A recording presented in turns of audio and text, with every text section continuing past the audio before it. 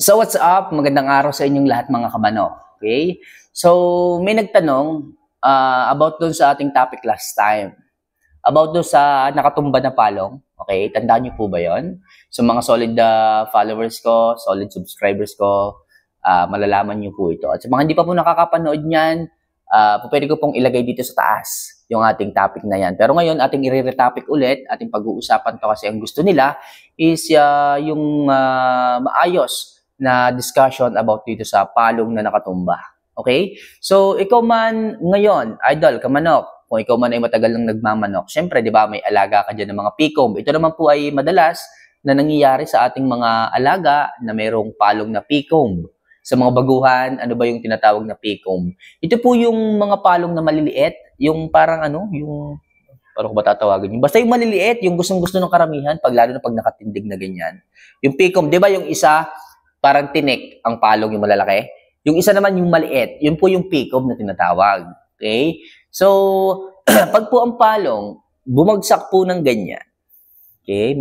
May nakikita kayong ganyan eh. Yung inyong mga alaga, hindi naman po lahat ng pikom nakatindig. Minsan yung iba lumalaylay, yung iba minsan nakatakip na sa mata.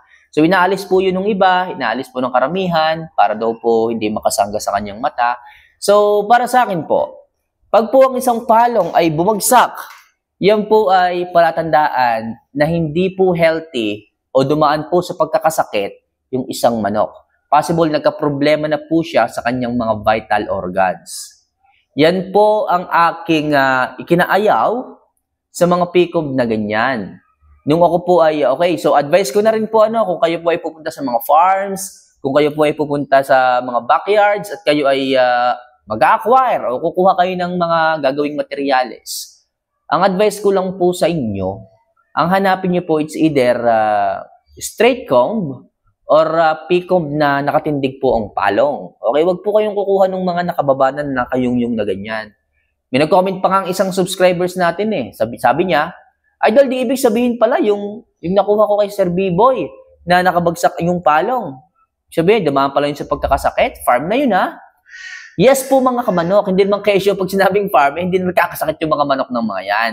Sa akin lang, ang standard ko is pagka po kukuha kayo, mag-acquired kayo, mas piliin nyo na po yung mga nakatindig. Okay? Kasi po mga kamanok, alam nyo, pag po ang isang manok ay na-dehydrate, na-stress, o dumaan sa pagkakasakit, bumabagsak po ang kanyang immune system. So, dyan po mag-i-start na mawala yung gana sa pagkain. Siyempre, di ba, kahit tao, nangyayari po yan. Pag po nagkakasakit, humihina po ang pagkain, nadidehydrate, nanghihina, namamayat. Okay? So, pag po nangyari yung mga kamanok, ang una pong nag-feedback o makikitaan natin ng impact is yung palong ng manok. Pag po siya is nagkasakit, yung palong po muna ang makikita niyong magre-react. Kamamay, anong ibig mong sabihin? Anong ibig mong sabihin sa palong makikita kung stress yung manok o nagkasakit yung manok? So, makikita niyo po, pag po ang isang manok ay stress, ang isang manok ay dehydrate o nagkasakit o may sakit, nakikita niyo po yung palong, utay-utay po yan or unti-unti po siyang mangingitim. Okay? Makakakita po kayo ng ganyan, lalo na yung mga manok na halimbawa, hindi magtunaw. Hindi magtunaw, bumagal sa pagtutunaw, may sipon, may sakit. Makikita mo yung kanilang, yung kanilang comb o yung kanilang palong, parang nagiging violet yung iba. Okay? So mga kamanok, yan po ang unang nadidehydrate sa manok, yung kanilang mga palong. Kahit po yung mga straight comb, nangyayari po yan. Kita nyo po yung mga tinik doon sa straight comb, yung pinakadulo po ng mga yan, mangyayari po na mag-color violet po yan pag po stress yung manok, kapag po dehydrate yung manok. Yun po yung napapansin ko. So kaya po yung iba, tama yung sinasabi ng iba na yan po ang unang nakakapagbigay ng hydration sa manok, yung kanilang palo, kaya yung iba hindi yan inaalis. So, tama po kayo. Nakakapagbigay po yan ng hydration sa manok yung kanilang mga palong. Pero, dyan po makikita. Dyan nyo din po makikita kung dehydrate po sila. So, ngayon, pag po ang manok ay nagkasakit, automatic, kasunod po niyan ang dehydration. Kasi nga po, mamamayat, mamumutla, yung dehydration, nandyan, pag na-dehydrate yung manok, nawawalan po ng strength yung kanyang palong. Kasi yan po ang unang nadidehydrate sa manok, yung kanilang palong. So, yung mga pikom, hindi po ganun kataas yung strength ng kanilang mga palong, kaya po bumabagsak po na ganyan. Pansinin po ninyo, hindi po masyadong makapal yung pinakapundasyon o yung puno ng kanilang palong. Compared po natin sa mga straight comb na talagang makakapal yan, yung simula dito hanggang doon makakapal po yan, pero yung mga P-comb dito lang po sa gitna. Pag po yun ay na-dehydrate, automatic, matutumba po yan. Pero, hindi naman po sinabing kapag ka natumba yan, hindi na po yan bumabangon. Yung iba po bumabangon, wag lang po talaga yung tumbang-tumba, pero yung mga slighting humahapay lang ng kaganyan, pag po siya ay naging maayos ulit, naging healthy, bumabalik po. Okay? So, madalas lang po natin sila na paliguan, hilamusan, babalik po yon. Tutuwid po ulit yon. Kaya nga po sabi ko, dehydration po yung problema kapag kaganon. Kaya po ginagawa natin, hinihilamusan natin para makaramdam sila ng lamig, para po yung sirkulasyon ng dugo maging maayos muli, tumindig po ulit yung palong. Kaya ako mga kamanok, sinasabi ko sa inyo, pag hahanap kayo, pipili kayo, mag-a-acquire kayo, mas piliin po ninyo yung mga comb na nakatindig. Okay? Comb na nakatindig. Yung mga wala na pong mga comb, wala tayong magagawa dyan. Hindi natin alam. O kaya naman tingnan po ninyo yung kanilang mga pisngi. Yung mga manok na malalalim ang pisngi, although may mga linyadang ganyan, mas maganda pa rin na tingnan po ninyo.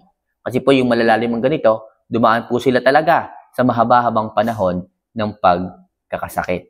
Pero meron din namang mga manok na, halimbawa, lumubog ang ganito. Lumubog yung kanilang mga pisngi na ganito. After a weeks, bumabalik din po yun. Kapag hindi po masyadong nagtagal yung sakit sa katawan nila. Kaya po sabi ko sa inyo, hanggat makikita nyo may sakit yung mga manok at gagamutin nyo rin naman soon, gamutin nyo po kaagad hanggat maaga pa. Huwag nyo na po masyadong hintayin pa ang ilang araw, ilang linggo bago nyo ito bigyan ng antibiotic. Okay? So yun po mga kamanok ang aking konting tips pagdating sa comb ng ating mga alaga, pagdating sa kanilang mga palong. Okay, kaya po ako ay hindi na masyadong natutuwa sa mga palong na nakabagsak na ganyan. Pero mahilig po ako sa mga P-comb. Pero make sure nga lang na pag P-comb, nakatindig po yung kanilang mga palong. At pag nakakuha kayo ng ganung mga manok na nakatindig yung palong, nasa sa inyo na po yan. Sinasabi ko palagi sa inyo mga kamanok, alagaan nyo po ng maayos. Alagaan nyo po ng ayos. Sabi ko nga, kasi po, pag po bumagsak po yung palong nila, bumagsak po talaga ng bagsak na ganyan, hindi na po yun makakatindig. Di ba? Aminin natin mga kamanok, pag po tayo ay may manok na P-comb tapos nakatindig, kahit hindi ganun kagwapuhan, nagiging gwapo eh. Okay, pero naman yung iba namang mga nakabagsak ang palong kahit magandang manok pagka nagupitan, maganda talaga. Pero mas gusto pa rin natin yung postura ng manok na nakatindig ang palong, tapos P-comb. Okay, kahit hindi ganun kagandahan, nakukuha yung atensyon natin eh. Hindi ko alam kung bakit, pero nakakadagdag po ng pogi points yung comb ng ating mga alaga. Aminin nyo, mag-comment naman kayo kung isa rin kayo sa mga ganyan. Basta pupugian kayo dun sa mga P-comb na nakatindig yung palong.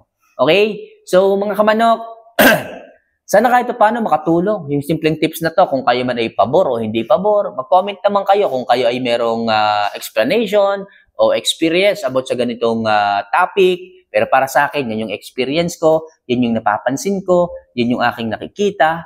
At sana kahit paano makatulong, gawin nyo sana po itong tips na maaari nyong magamit sa inyong pag-aalaga ng manok, sa inyong breeding, o sa inyong pagkuha ng mga manok sa farms. Okay? So, ito po ay mga backyard breeder tips lang, pero malaki po ang maitutulong nito sa inyong mga alaga. So, mga kamanok, lagi ko sinasabi sa inyo, kung may katanungan po kayo, kung meron kayong gustong linawin, hanggat alam ko po, ilagay nyo lang po sa comment section. Pag nabasa ko po yan mga kamanok, ako po ang bahala na humanap ng sagot, ako po ang bahalang mag-explain sa inyo, at kung hindi ko po kayang i-explain, sabihin ko rin naman po sa inyo. O kung hindi ko man to natatry pa, nasusubukan pa, at least hahanapan ko pa rin ng time, ng panahon, ng information para ma-share sa inyo at pare-pares tayong matuto ng mga usapin sa pagmamanok na ganito. Okay? Dito ako masaya, dito ako ngumingiti. Para sa akin, pag walang manok, parang ewan, musika sa akin pagdating ng umaga at tumitila ako sila. Musika po sa akin yun, hindi po yun ingay. Tuwan-tuwa po ako, lalo na pagka mga healthy. So, yun lang po ngayon. Yun lang po sa ngayon mga kamanok ang ating topic. At mag-ingat po kayong lahat. Happy farming. Uso po ngayon ng sakit. fall cholera, yung magdadrop ng puti at green, tapos bigla na lamang pong malulumpo yung ating mga alaga, bigla na lamang hihina, maglalaway. So, ingat po tayong lahat. Okay? So, mag-vaccine po kung kinakailangan, magbakuna kung kaya. So, paano mga kamanok? See you for our next vlog. Mahal ko po kayo. Paalam.